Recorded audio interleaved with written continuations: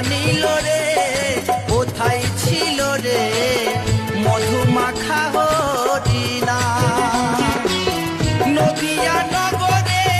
সচি মাতার ঘরে নদিয়া নগরে সচি মাতার ঘরে উদয় হলো নিমাই চাঁদ কে আনিল রে কোথায় ছিল রে মধুমাখা হরিণা কে আনিল রে কোথায় ছিল রে মধুমাখা